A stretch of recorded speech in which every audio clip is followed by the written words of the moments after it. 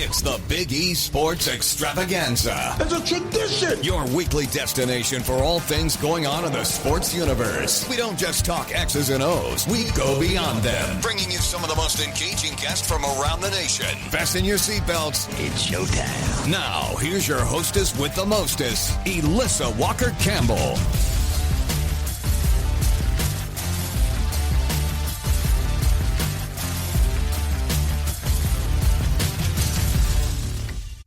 Elissa Walker-Campbell, the college football conversation continues, and we are so honored to welcome in Jay Paterno, longtime coach, author, broadcaster, and of course, the son of legendary Penn State coach Joe Paterno. He brings a unique perspective on leadership, the Big Ten, and the ever-changing world of college football. Jay, it's good to connect and have you back on the program. How are you? Good. How about you? Hey, I'm doing great. Always fun to talk some college football. I can't believe it's already week 2, and Penn State was impressive in their opener, dominating Nevada in every aspect. They certainly won't be tested until facing Oregon until September 27th. What would you say? Well, the former coach in me would say, you can't overlook any one of these games. That's right. Uh-huh. The realist in me would say, look, we've got better talent than everybody we play until then. So we should win these games handily. Hope to keep guys healthy. But I think it sets up. I know Oregon's got Oklahoma State. They've got Oregon State before us. But they should win those and set up a really big game at the end of the month. Well, you guys took care of business last week against Nevada, 46-11. So what were some of your most impressive takeaways, what they showed you? Well, I think defensively, just turnovers were a big deal. I mean, they got between two turnovers and a kickoff return, the offense got the ball inside Nevada's 23 times. I mean, those are big things. The average field position, we started for the game. Our starters averaged at the Nevada 46-yard line. So when you're playing on less than half the field, you know you're doing something right. And like the defense looks really, really good. I think there's still the run game wasn't quite what you'd want in week 1 with the guys we have coming back. But you got to find something to nitpick when you're a former coach. Yeah, I mean, can Penn State become more explosive offensively this year?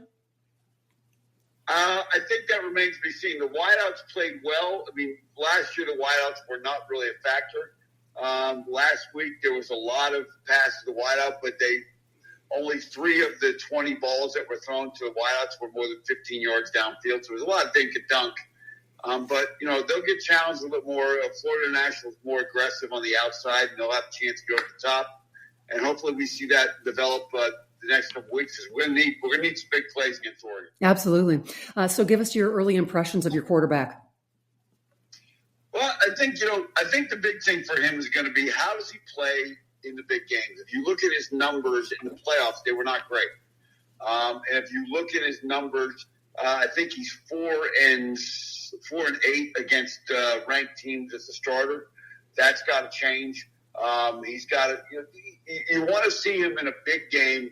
Take that against a top 10 opponent. Take the team down the field, win the game. Like Carson Beck did the other night for Miami. I almost said Georgia. You want to see your quarterback do those things in a game like that. And I think that's the one thing that everybody's waiting to see Drew Allard do. He did against USC last year, but USC's not quite that caliber yet that we're going to have to beat to win the national championship this year. So how do you accelerate, Drew, just getting more comfortable and especially with this big game coming up here in a few weeks with Oregon? Well, I think the big thing is this is year 2 with the same offensive coordinator. I think that's important because what a lot of people don't realize when you switch offensive coordinators, there's a language barrier, so to speak, where the same play is called different things. It's like speaking Italian or English or German or you name it. The same things are said 3 or 4 different ways. And when you have a base language, you always revert back to that. Once you get from where you're thinking back to what you used to call it to where it just becomes fluent, that's when you really take that acceleration. I think we'll see that this year with Drew without question. The college football conversation, we are breaking it all down, talking Penn State with longtime coach, author, broadcaster Jay Paterno. And just what is your assessment of the program this season? I mean, how do you see them stacking up in the Big Ten?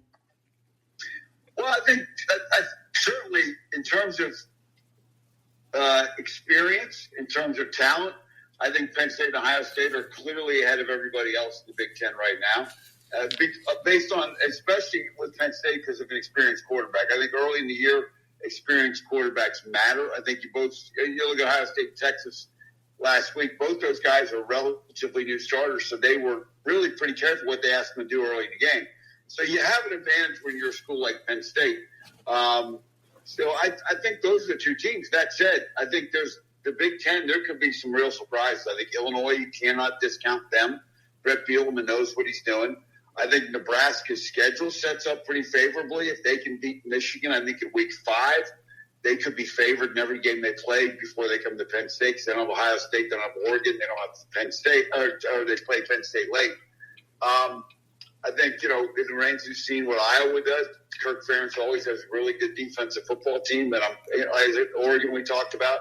I think Washington's interesting because their quarterback is really, really talented and young. And you never know. I mean, Indiana came out of nowhere last year. Will they repeat that? So I think Big Ten's deeper than it's been, which is going to make it interesting because there could be a bunch of teams tied with one loss and having to tiebreak that. Yeah. Michigan's on the road in Norman to face the Sooners. Ohio State, they have certainly dominated the headlines. What do you think it's going to take for Penn State to break through and to win the conference? Well, I think the big thing is going to be, if you look at us the last couple of years, the big thing has been getting over the Ohio State hump, which we have not done, and getting over the Michigan hump. Now, we don't play Michigan. We didn't play them last year. We'll play them this year. So, I mean, there's that helps. But now this year, the two games you look at are Oregon and Ohio State. I think you want to win them both, obviously. If you beat Oregon and lose out in Columbus, people understand that. But I think it's going to come down to playoff. That's how everybody's going to be judged now. I think, other than Ohio State and Michigan fans more so, everybody's forgotten that Ohio State lost to Michigan because they went on a great run in won the national championship. Yeah. So I think good point. That in the playoff era, that's what everybody's looking at. How do you not did you get the playoff now with 12 teams? How did you do that? Jay Paterno, our very special guest on the Big East Sports Show, and you coached quarterbacks for years. What are some of those key traits that you look for in a great college quarterback? I know you got a young guy. What you said, year 2 for him, but what do you look for? Well, I think first of all, they've got to be. There's a bunch of guys that can throw the ball. I mean, there's a bunch of them. They're not that hard to find. The guys you got to find that have it from the neck up. I mean, the guys that can handle the pressure, the guys that look like they're having fun, the guys that have that great body language during a game that everybody wants to be around, and the guys that are physically tough because you're going to get hit. I mean, the basic math of football is if you keep 9 guys in to pass protect, they can bring 10 and still cover you one-on-one. And so there's always going to be somebody, they can get somebody free and hit you, and you're going to have to deal with that. And I think the other part of it now, and I was always this way, the guys that can run and pass are even more valuable because they change everything for a defense. Every defense coordinator will tell you, the minute you got that quarterback there that can run, a lot of stuff is off the table defensively that we want to do. So I think those are the kind of things. And to Drew Allar's credit, he's been more willing to take off. He's never going to beat Lamar Jackson. But, I mean, he's been willing to take off and get your first downs when it's 3rd and 7. So, but, he has those things. He's physically tough. He's avoided injuries. Yeah. He's got a big arm. And I think he's pretty good, from the mental standpoint, too. So, when we talk about Drew, I mean, how do you balance developing a quarterback's physical skill set or their tools, versus their leadership and their decision-making? Well, that's the big thing. Or everybody talks about born leaders. They really aren't born leaders. You have to have a confidence, and you have to develop that confidence. And I think that all comes with how you handle every guy. And every guy's different. Some guys can handle really hard criticism. I've coached guys like that. And other guys, you had to sit them down and go walk them through the criticism so they understood it wasn't personal. So I think those things you want to do, and you want them, and you got to do it in a way where if you're too highly critical of them in front of the team or in the media, now you strip away the confidence that other people have around him. And I think that's as important as anything else. When you decide this is our guy as a coach, you got to be unwavering in that support until you're willing to rip the cord and make a change. I think that those are things that are important. The physical stuff, they'll go out and throw on their own. They'll go out and do stuff with the wideouts and 7-on-7, and they'll do all the footwork drills and stuff. And you want to coach that up, but the mental part and having the credibility to be the leader that those guys trust in the huddle is the most important thing. Interesting. Looking back on your coaching career, what do you think was the most rewarding part of working with young players? Well, the great thing about college coaching is you get these guys that come in, they're 17 or 18 years old. Everybody's been kissing their rear ends for how many years to tell them how great they are. Everybody thinks you're wonderful. Yeah. And they have all the answers when they get to you. Right. And pretty soon they realize, I don't have all the answers. And so they kind of break down a little bit, not in any massive way, but they become sponges to learn everything you can teach them. And then within a year or two, now they have all the answers again. So it's fun to watch that whole process and really watch them develop as people. That's the most rewarding thing, and that's really why you want to play the game and coach the game. What's one lesson you think that you learned from your father about leadership that still resonates today? One of the things that he told me, we were sitting around one time and people were talking about criticism. He said to me, Jay, no one is liked by everyone. Just understand that. I go, what are you talking about? He goes, you want things to be unanimous. You want everybody to like you. Let me explain something to you. He goes, Jay, we are Catholics, so we were raised that Christ is the Son of God. And he had Amen. 12 apostles, and one of his guys bailed on him. Yep. So who the hell do you think you are that everybody's going to like you? And it was just a really funny way to say it. Even among his best supporters, Christ only had a 93% approval rating. So, you're not always going to be liked. And if you can deal with the criticism and deal with the praise, you're going to be okay. And so that was really an important lesson. I think that's lost on a lot of people. Jay, I wonder too, if you were having a conversation with your dad today, what he would think about the NIL and the transfer portal and just, I don't know how transformative it has been to college football. I mean, what do you think he would say? And what are your thoughts on the changes? Do you think that they are ultimately good for the game? I think 4 years ago, or a little more than 4 years ago, when California passed the law, I think he would have been a guy that said, okay, look, we're not going to avoid this. So let's get national leaders in a room and let's find a way and let's rewrite all the rules and let's make sure that we land the plane and not have events dictate to us what the rules are. Because even with the settlement, the rules are going to change. And he would also say, and I've said this 100 times to people, let's be realistic about what we are now. This is not an extracurricular activity anymore for dear old state, where it's the Big Ten media rights contract is over $1 billion a year. That's just the Big Ten. So let's stop pretending that this is about just being an educational enterprise anymore, and let's own it. So I think we're going to need a collective bargaining to settle this whole thing down. Schools sign deals with apparel companies. Well, if my son is a sophomore in high school, if I had a son who was a sophomore in high school, the best quarterback in the country, and he wanted to wear Nikes, and he went to an Adidas school, or he wanted to wear Adidas and went to a Nike school, I might be in court with them and say, you can't dictate, you don't own the rights for his seat, so there's still a lot that's going to happen. But I think my dad would have been, let's be realistic about it. Let's find a way that we can do this and still support all the other sports. And, it may be time for head coaches to back off their salary because they need the money for revenue sharing and all those things, and start to cut some costs so they can afford the revenue sharing.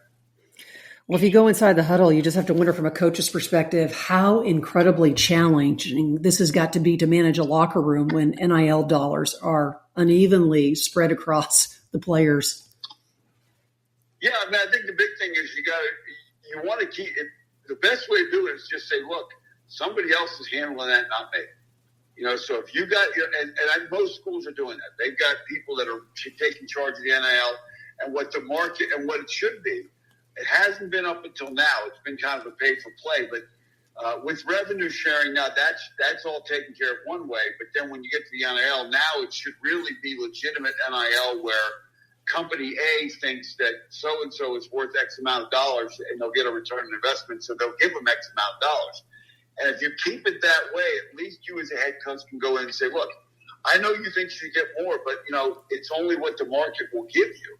If you're the third left tackle, Nike's not going to sign you for $2 million. You're just not going to do it.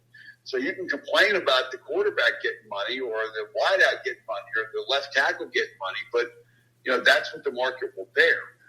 The revenue sharing now, that's another situation where now you have a general manager, a lot of schools, and they're divvying up the 16 or 17 million on the football team they have. That becomes an issue.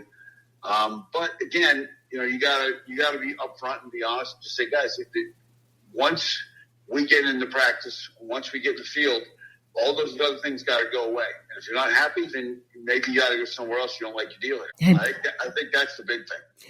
Good info. True pleasure to catch up with longtime coach, author, broadcaster, and of course, son of legendary Penn State coach Joe Paterno. Jay Paterno has been our very special guest. Looking forward to kickoff with Penn State and FIU tomorrow at noon Eastern time. Enjoy the game, Jay, and we look forward to another conversation. We'll talk about some of your books that are out and right before the holidays. Okay?